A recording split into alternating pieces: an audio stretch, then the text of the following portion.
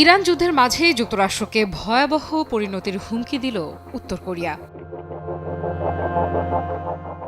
বিশ্ব যখন মধ্যপ্রাচ্যের যুদ্ধ পরিস্থিতির দিকে তাকিয়ে আছে, ঠিক তখনই দূর পূর্ব এশিয়া থেকে ভেসে এলো নতুন এক যুদ্ধের সতর্কবার্তা।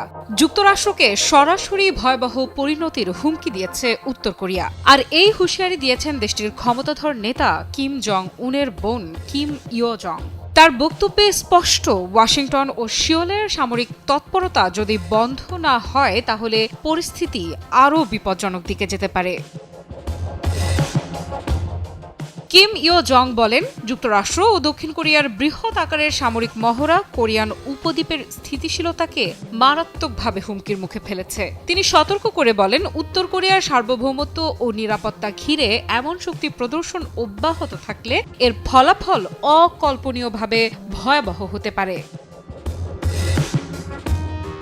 তার ভাষায়, শত্রুদের কখনোই উত্তর কোরিয়ার ধৈর্য, ইচ্ছাশক্তি এবং সামরিক সক্ষমতাকে পরীক্ষা করার চেষ্টা করা উচিত নয়, কারণ প্রয়োজনে পিয়ংইয়ং তার প্রতিরোধ ক্ষমতা এমনভাবে ব্যবহার করবে যা পুরো অঞ্চলের নিরাপত্তা পরিস্থিতিকে বদলে দিতে পারে। এই সতর্কবার্তার পেছনে রয়েছে যুক্তরাষ্ট্র ও দক্ষিণ কোরিয়ার একটি বড় সামরিক মহড়া। সোমবার থেকে শুরু হয়েছে দুই দেশের বার্ষিক যৌথ সামরিক মহড়া ফ্রিডম শিল্ড।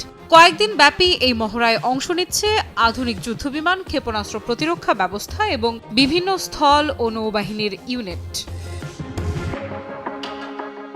ওয়াশিংটন ও সিওল বলছে এটি মূলত একটি প্রতিরক্ষামূলক মহড়া। উত্তর কোরিয়ার সম্ভাব্য হামলার বিরুদ্ধে প্রস্তুতি বাড়াতেই এই মহড়ার আয়োজন করা হয়েছে, কিন্তু পিয়ংইয়ং এই ব্যাখ্যা মানতে নারাজ।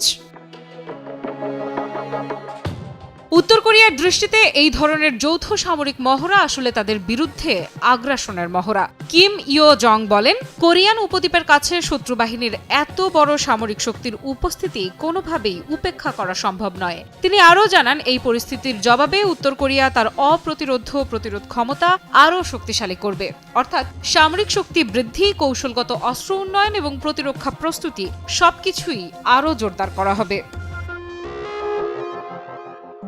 বিশ্লেষকেরা বলছেন, উত্তর কোরিয়ার এই বক্তব্য কেবল একটি রাজনৈতিক বিবৃতি নয়, বরং এটি সম্ভাব্য সামরিক পদক্ষেপের আগাম ইঙ্গিত হতে পারে। অতীতে দেখা গেছে, যখনই যুক্তরাষ্ট্র ও দক্ষিণ কোরিয়া বড় সামরিক মহড়া শুরু করে, তখনই উত্তর কোরিয়া ক্ষেপণাস্ত্র পরীক্ষা বা নতুন অস্ত্র প্রদর্শনের মাধ্যমে পাল্টা বার্তা দেয়। তাই অনেকের আশঙ্কা, এই সতর্কবার্তার পর আবারও ক্ষেপণাস্ত্র পরীক্ষা বা সামরিক শক্তি প্রদর্শনের পথে হাঁটতে পারে পিয়ংইয়ং। এই উত্তেজনার সময়টাও বেশ তাৎপর্যপূর্ণ, কারণ একই সময়ে মধ্যপ্রাচ্যে ইরানকে ঘিরে উত্তেজনা দ্রুত বাড়ছে এবং যুক্তরাষ্ট্র সেখানে সামরিকভাবে গভীরভাবে জড়িয়ে পড়েছে। ফলে আন্তর্জাতিক বিশ্লেষকদের একটি অংশ মনে করছে, যুক্তরাষ্ট্র এখন একসঙ্গে একাধিক ভূ রাজনৈতিক সংকটের মুখোমুখি হতে পারে।